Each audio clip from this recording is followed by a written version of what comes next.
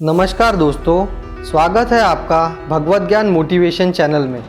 ये कथा श्री साई सच्चरितमानस किताब के 25वें अध्याय की है। इस किताब में बताया हुआ है कि इस कथा को सुनने से या इसका पाठ करने से हर मुश्किल आसानी से हल होगी। तो दर्शकों, मेरा आपसे ये अनुरोध है कि इस वीडियो को पूरा ज़रूर सुने ताकि इससे आपको इसके पाठ का ही फल मिलेगा। और दोस्तों, अगर आपने ये चैनल अभी तक सब्सक्राइब नहीं किया तो प्लीज़ इस चैनल को सब्सक्राइब कर लें ताकि ऐसे ही आने वाली वीडियो की नोटिफिकेशन आपको मिल जाए। तो आइए दोस्तों, शुरू करते हैं इस वीडियो को। श्री साई सच्चरितमानस अध्याय 25वां। कथा है, जुए की लालच है खोटी, मेहनत की एक रोटी मीठी। अहमदनगर के रहने वाले एक सज्जन श्री साई बाबा के भक्त थे। दामू अन्ना कासार उनका नाम था। शिरडी में राम जन्म के समारोह में दो बड़े निशानों के साथ जुलूस निकलता है। उसमें से एक निशान शंकरराव रघुनाथ देशपांडे का रहता है और दूसरा इस दामू अन्ना का रहता है। दामू अन्ना को दो पत्नियां थी, मगर एक से भी पुत्र संतति नहीं हो सकी थी, इसलिए उन्होंने निशान की मन्नौती मांगी थी। जब श्री साई बाबा के आशीर्वाद से उन्हें पुत्र हुआ, तब से उनके यहाँ से निशान आने लगा। ये दोनों निशान कोंडिया सुतार के घर से बाजे के साथ गांव में जुलूस के साथ घुमा फिरा के मस्जिद के पास लाते हैं और उस वक्त जितने भी फकीर होंगे उन सबको खाना दिया जाता है। यह सिलसिला आज भी जारी है। यह पूर्व इतिहास इसलिए बताया कि श्री साई बाबा ने उन पर आने वाली आफत किस तरह टाल दी, यह जान ले। एक बार दामू अन्ना के एक बम्बई रहने वाले दोस्त को खत आया, जिसमें उसने लिखा था कि उस साल वह रुई खरीदने वाला था और भाव चढ़ने पर बेचने वाला था। इस व्यवहार में वह दामू अन्ना को साझीदार बनने के लिए पूछ रहा था। पूरे व्यवहार में नीरा फायदा ही 2 लाख रुपयों का हो सकता था और अगर दामू अन्ना आधे साझीदार बन जाएंगे तो उन्हें 1 लाख रुपए मिल जाएंगे। यह मौका न चूकना चाहिए, इसलिए इसका फायदा उठाया जाए। यह चिट्ठी पढ़ते ही दामू अन्ना को चैन कहा। पैसा कमाने का सुनहरा मौका सामने था। अगर फायदा हुआ तो 1 लाख बैठे बैठे मिल जाएंगे, मगर भाव अगर बदकिस्मती से उतर जाता तो फिर लागत से भी हाथ धोने पड़ जाते। वे दुविधा में पड़ गए। आखिर उन्होंने श्री साई बाबा को ही पूछने का फैसला किया और वैसी चिट्ठी माधवराव को भेजी और सारा मामला बताते हुए लिखा कि यह बात श्री साई बाबा को सुना के उनका जो हुक्म मिले मुझे चिट्ठी से बता देना। खत मिलने पर माधवराव सीधे मस्जिद पहुँचे और वह खत श्री साई बाबा के कदमों पर रख दिया। श्री साई बाबा ने पूछा, शाम्या, इतने जल्दी में आ गया और यह चिट्ठी कैसी है? इस पर माधवराव बोले, बाबा, यह चिट्ठी नगर के दामू सेठ की तरफ से आई है और उन्होंने आपसे कुछ पूछा है।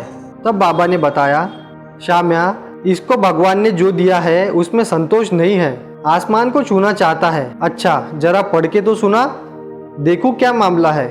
माधवराव ने पूरी चिट्ठी पढ़ी और श्री बाबा ने गौर से सुन ली। इस पर श्री साई बाबा का जवाब था, शाम्या, इस सेठ की अकल मारी गई है। इसे किसी चीज की कमी नहीं है, फिर भी यह पैसों की लालच क्यों? देख, अपनी आधी रोटी काफी है, वह लाखों का पीछा छोड़ दे। यह सुनने पर माधवराव ने वैसी ही चिट्ठी भेज दी। इधर दामू अन्ना खत की बड़ी बेसब्री से राह देख रहे थे। बाबा का हुक्म होते ही मैं व्यवहार करूंगा ऐसा सोच रहे थे, लेकिन चिट्ठी मिलने पर वह निराश हो गए। उनके लखपति बनने के रास्ते में रोड़ा अटक गया। वे सोचने लगे, यह क्या हो गया? अगर श्री बाबा से मंजूरी मिलती तो मैं लखपति बन ही जाता। अब क्या किया जाए?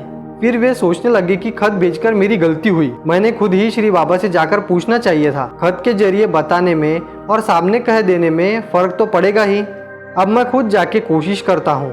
शायद बाबा ने आज्ञा दी तो फिर क्या बात है, सोने पे सुहागा वाला काम होगा। बस उसी पल निकलकर वे शिरडी गए। जाने पर वह साई बाबा के चरण दबाते बैठे, लेकिन श्री साई बाबा से कैसे पूछा जाए इस बारे में वे दुविधा में थे। आखिरकार वे मन ही मन श्री साई बाबा की मंजूरी के लिए विनती करने लगे। इतना ही नहीं तो मुनाफे में से कुछ हिस्सा नजर करने की भी मनौती मांगी। श्री साई बाबा तो हर एक के मन की बात अच्छी तरह जानते थे। उन्होंने दामू सेठ से कहा, मुझे तेरे मुनाफे में से 1 पाई भी नहीं चाहिए, यह बात अच्छी तरह सुन ले। श्री साई बाबा का जवाब सुनकर उन्होंने बड़े बेमन से बम्बई के दोस्त को अपना नकार कहते हुए चिट्ठी भेज दी। चिट्ठी पढ़ने पर वह दोस्त सोचने लगा कि भाग्य ने दामू सेठ के साथ खिलवाड़ की है।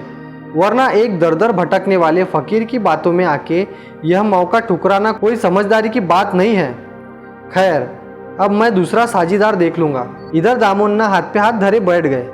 कुछ समय बाद समय ने ऐसी पलटी खाई कि उनका बम्बई का दोस्त उस व्यवहार में पूरी तरह से डूब गया। मुनाफा तो दूर रहा मगर कर्ज का भारी बोझ उस पर चढ़ गया।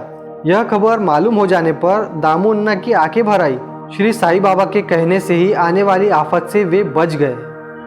ओम साई राम। इसके आगे की कथा है, ये आम दे दो छोटी पत्नी को। एक दिन गोवा के तहसीलदार श्री राले ने माधवराव के पते पर एक आम का बक्सा श्री साईं बाबा की भेंट में भेजा। माधवराव ने वह बक्सा श्री साईं बाबा के सामने खोला। उसमें 300 आम थे।